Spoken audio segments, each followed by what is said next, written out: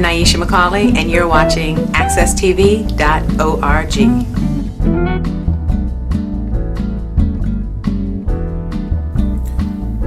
Dedicated to the only serious choice, the gospel of Jesus Christ in music and the spoken word. You're watching Light Source Victory Television Live with me, your host, Pastor Nyesha McCauley, inviting you to sit back and relax for the next 8 minutes as we continue our journey into the life-changing, life-giving, everlasting word of the Most High God. My friends, it is indeed time for the 8-minute Bible study. It is my Bible study time that I spend with you. Of course, we do it each and every day right here at AccessTV.org on Facebook, Pinterest, Google+, LinkedIn, Twitter, and other, social media around the world. We are located and broadcast live from the greatest city on earth, Hartford, Connecticut, New England's rising star. So with all of that having been said, let's get started. Oh, by the way, I want to remind you that of course, if you miss any portion of the 8-minute Bible study, you can always catch up with AccessTV.org channel 10. Okay, AccessTV.org channel 10, and that will put you right in touch with all of the 8-minute Bible studies that we've done so far this year as we continue to press our way toward the 500 episode mark. Okay, all right, and believe it or not, it's not that difficult to get to. About 2 years, and we should be there. All right, but let's get started. When we were last together, we were in Romans chapter 12, verses 16 and 17, and actually yesterday made commentary on them from the car. I was driving down to West Haven, Connecticut. A friend of mine is in the hospital. Pray for him that his recovery be speedy and total. Okay, so I went down there to visit him, but we're back at the home studio today, and so we're going to pick it up at verse 17, building on what we were talking about yesterday with mutually beneficial voluntary relationships and organizations. Okay, that's what we had talked about yesterday. So let's pick it up here, verse 17. Recompense no man evil for evil. Provide things honest in the sight of all men. Okay. If it be possible, as much as lieth in you, live peaceably with all men. Verse 19. Dearly beloved, avenge not yourselves, but rather give place unto wrath. For it is written, vengeance is mine, I will repay, saith the Lord. Therefore, if thine enemy hunger, feed him. If he thirst, give him drink. For in doing so, thou shalt heap coals of fire upon his head. Verses 19 to 20 is what we're going to focus on today. Now, I want you to conceptualize and think about the idea of who you are in Christ. You're a new creature in Christ Jesus. You are a new creation. The blood of the Lamb has been shed upon the cross of Calvary to set you free.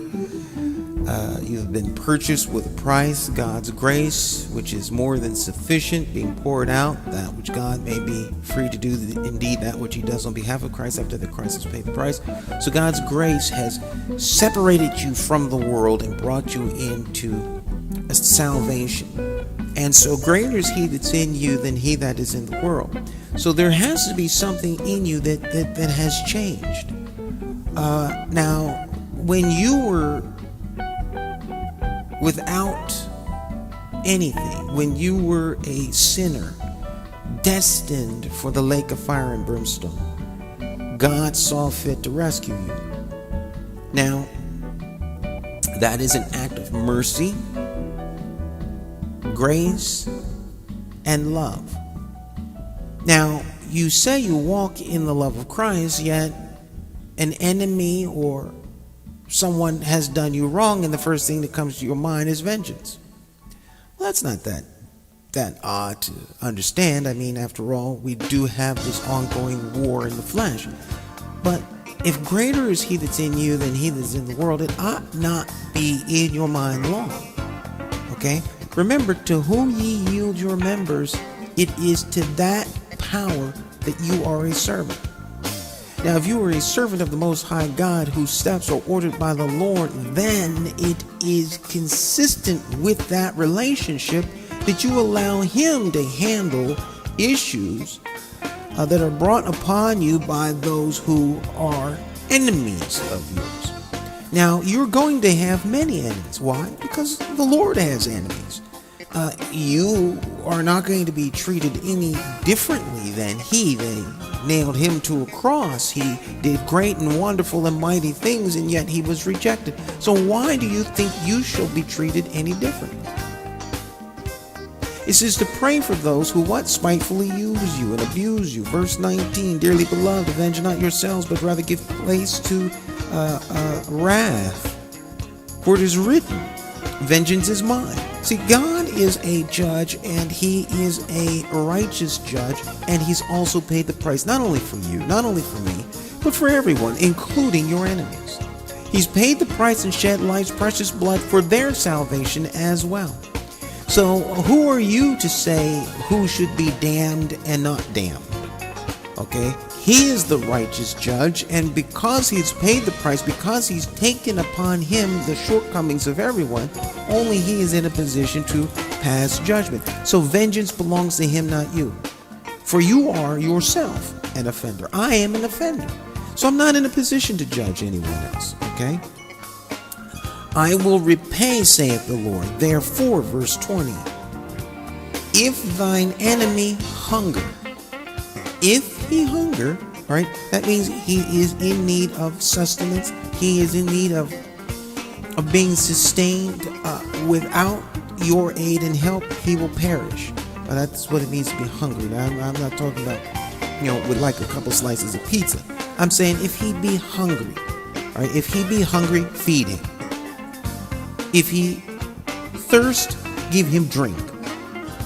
For in doing so,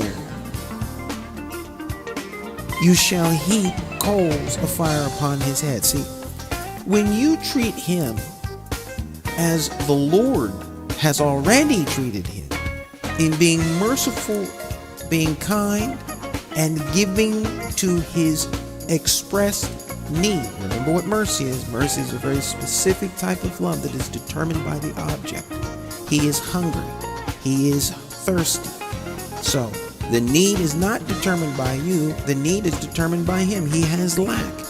Those of you that are full of mercy, those of you that are full of love, those of you that are full of the grace of God are compelled to give him that which is necessary to relieve his suffering. That is what it means to live in the Spirit. Okay, my friends, that's it for today. 8 minutes is all the time we have, the end of the 8-minute Bible study. Remember, when it's all said and done, the only thing you need to know is this fact, and that is, of course, that Jesus Christ saves and changes lives. Won't you call on his name today and allow him to be Lord of your life? We'll see you right here tomorrow. God bless you.